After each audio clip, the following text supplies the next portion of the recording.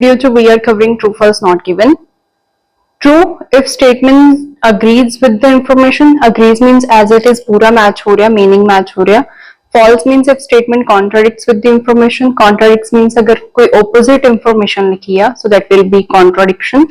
Not given has two scenarios. First one is अगर तो कोई भी information नहीं हैगी at all, तो फिर not given आएगा. Second scenario is when there is not enough information to decide between true and false, then it will be not given. There are 4 key steps and tips to solve true, false, not given. So let's get into it. First step is read the question carefully and underline keywords to find location.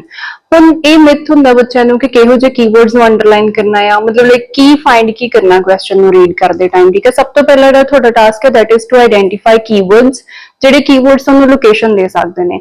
So we have a question as you can see, photoelectric smoke alarms cost less than ionization smoke alarms। ਹੁਣ ਕਿਵੇਂ ਦੇ keywords ਮੈਨੂੰ location ਦੇ ਸਕਦੇ ਨੇ, ਅਗਰ ਤੁਸੀਂ ਧਿਆਨ ਨਾਲ ਦੇਖੋ ਤਾਂ ਜਿਵੇਂ ਫੋਟੋ ਇਲੈਕਟ੍ਰਿਕ ਹੋ ਗਿਆ, ਆਇਨਾਈਜੇਸ਼ਨ ਹੋ ਗਿਆ, ਐਜ਼ ਇਟ ਇਜ਼ ਪ੍ਰੋਪਰ ਨਾਮ ਨੇ ਐਂਡ ਮੈਨੂੰ ਐਜ਼ ਇਟ ਇਜ਼ ਹੀ ਮਿਲਣਗੇ ਮੇਰੇ ਪੈਸੇਜ ਚ।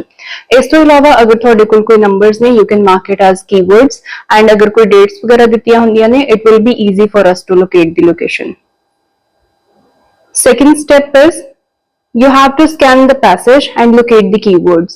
ਹੁਣ ਜਿਹੜੇ ਆਪਾਂ ਕੀਵਰਡ ਉਧਰੋਂ ਲੈ ਕੇ ਆਇਆ, ਆਪਾਂ ਨੂੰ ਪਹਿਲਾਂ ਇਹ ਵਾਲਾ ਪੈਸੇਜ ਨੂੰ ਸਕੈਨ ਕਰਕੇ ਪਹਿਲਾਂ ਉਹਨੂੰ ਲੋਕੇਟ ਕਰਨਾ ਪਏਗਾ ਕਿ ਕਿੱਥੇ ਲਿਖੇ ਹੋਏ ਨੇ। That means अपनी information ਨੂੰ ਲਿਮਿਟ ਕਰਨਾ ਪਏਗਾ ਹੁਣ ਕਿ ਕਿੰਨੀ ਕੁ ਮੈਂ information ਨੂੰ ਰੀਡ ਕਰਨਾ ਆ। So as you can find, we got our keywords as ionization alarms and photoelectric alarms, right? But ਹੁਣ ਇਹਦੇ ਵਿੱਚੋਂ ਵੀ ਤੁਸੀਂ ਇਹ ਪੂਰਾ ਰੀਡ ਕਰਨਾ ਆ, ਪੂਰਾ ਪੈਰਾਗ੍ਰਾਫ ਰੀਡ ਕਰਨਾ ਪਏਗਾ ਜਾਂ ਕੁਝ ਪਾਰਟ ਰੀਡ ਕਰਨਾ ਪਏਗਾ, ਇਹ ਤੁਹਾਨੂੰ ਕੌਣ ਦੱਸੇਗਾ? ਇਹ ਤੁਹਾਨੂੰ ਦੱਸੇਗਾ ਤੁਹਾਡਾ particular question। So what is the next step now?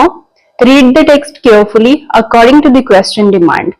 ਹੁਣ ਮੈਨੂੰ ਜ਼ਰੂਰੀ ਨਹੀਂ ਹੈ ਕਿ ਮੈਂ ਸਾਰਾ ਟੈਕਸਟ ਹੀ ਰੀਡ ਕਰਨਾ। ਸਟੂਡੈਂਟਸ ਨੂੰ ਕੀ ਹੁੰਦਾ ਆ ਕਿ ਉਹ ਜਾਂ ਤਾਂ ਲਾਈਕ ਉਹ ਵਾਲਾ ਸੈਂਟੈਂਸ ਰੀਡ ਕਰ ਜਾਂਦੇ ਨੇ ਜਿਹਦੇ 'ਚ ਕੋਈ ਆਨਸਰ ਹੁੰਦਾ ਹੀ ਨਹੀਂ ਹੈ, ਉਹਨਾਂ ਨੂੰ ਲੱਗਦਾ ਕਿ ਇਹਦੇ 'ਚ ਆਨਸਰ ਸੀਗਾ। ਕਦੀ ਕਦੀ ਕੀ ਹੁੰਦਾ, ਜਦੋਂ ਉਹਨਾਂ ਨੂੰ ਉਹਨਾਂ ਦਾ ਟੀਚਰ ਆਨਸਰ ਦੱਸਦਾ ਤਾਂ ਅਗਲੀ ਲਾਈਨ 'ਚ ਹੀ ਪਿਆ ਹੁੰਦਾ। ਉਹ ਕਿਉਂ? ਕਿਉਂਕਿ ਉਹਨਾਂ ਨੂੰ ਇਹ ਨਹੀਂ ਪਤਾ ਲੱਗਦਾ, ਦੇ ਕਾਂਟ ਡਿਸਾਈਡ ਬਿਟਵੀਨ ਕਿ ਕਿਹੜੀ ਲੋਕੇਸ਼ਨ ਨੂੰ ਰੀਡ ਕਰਨਾ ਹੈ, ਕਿੰਨਾ ਕੁ ਰੀਡ ਕਰਨਾ, ਕਿੰਨਾ ਕੁ ਨਹੀਂ ਰੀਡ ਕਰਨਾ, ਠੀਕ ਹੈ। ਹੁਣ ਇਹ ਕਾਹਦੇ ਤੇ ਡਿਪੈਂਡ ਕਰਦਾ? It depends on your question demand. So let's see what's the question demand here. As you can find, question demand is photoelectric smoke alarms cost less than ionization smoke alarms। ਹੁਣ ਮੈਨੂੰ question demand ਨੂੰ find ਕਰਨ ਦੇ ਕੁਝ keywords ਹੁੰਦੇ ਨੇ, help us to decide question demand।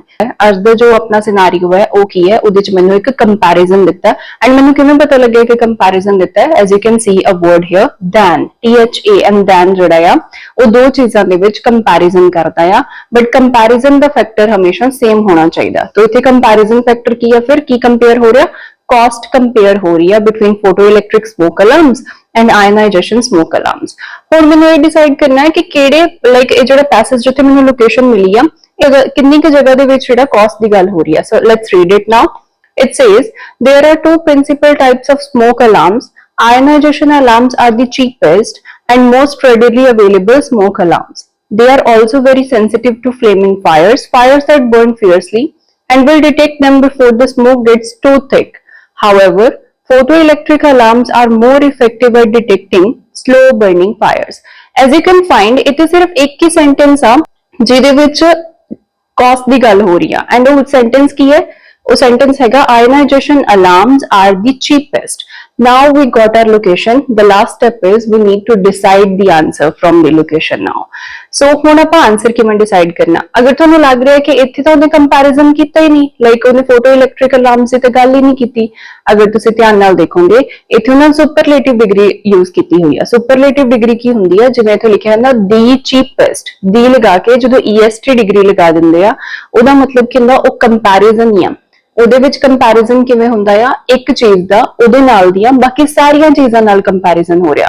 That means ਇੱਥੇ ਆਇਨਾਈਜੇਸ਼ਨ ਅਲਾਰਮਸ ਦਾ ਬਾਕੀ ਸਾਰੇ ਸਮੋਕ ਅਲਾਰਮਸ ਦੇ ਨਾਲ ਕੰਪੈਰੀਜ਼ਨ ਕਰ ਰਹੇ ਨੇ ਐਂਡ ਉਹਦੇ ਵਿੱਚ ਹੀ ਫੋਟੋ ਇਲੈਕਟ੍ਰਿਕ ਅਲਾਰਮਸ ਵੀ ਆ ਰਹੇ ਨੇ। ਸੋ ਫਿਰ ਸਭ ਤੋਂ ਜ਼ਿਆਦਾ ਚੀਪੈਸਟ ਕੌਣ ਆ ਇੱਥੇ? That is yes, ionization alarms, right? But question ਕੀ ਸੀਗਾ? question says photoelectric alarms the cost ਜਿਹੜੀ ਹੈ that is less as compared to ionization, but my location says ionization is the cheapest। that means ionization the cost ਜਿਹੜੀ ਹੈ that is less than photoelectric। so what would be your answer now? there is a contradiction, so contradiction ਚ ਮੇਰਾ answer ਕੀ ਆਣਾ ਚਾਹੀਦਾ ਹੈ? false। So this is how you have to apply just 4 steps, and 4 steps ਦੇ ਵਿੱਚ ਹੀ ਤੁਹਾਡਾ ਜਿਹੜਾ ਪੂਰਾ true false not given ਆ ਉਹ correct ਹੋਏਗਾ। ਅੱਜ ਆਪਾਂ ਇੱਕ ਸਿਨੈਰੀਓ ਕੀਤਾ ਕੰਪੈਰੀਜ਼ਨ ਦਾ। Similarly we have a lot of scenarios ਜਿਹਨਾਂ ਨੂੰ ਤੁਸੀਂ ਧਿਆਨ 'ਚ ਰੱਖਣਾ ਹੁੰਦਾ ਆ, ਜਿਨ੍ਹਾਂ ਨੂੰ ਇਗਨੋਰ ਨਹੀਂ ਕਰ ਸਕਦੇ ਆਪਾਂ। ਸੋ ਇਫ ਯੂ ਵਾਂਟ ਅਸੀਂ ਹੋਰ ਵੀ ਸਿਨੈਰੀਓਜ਼ ਲੈ ਕੇ ਆਈਏ, so you can comment in the comment box. Thank you.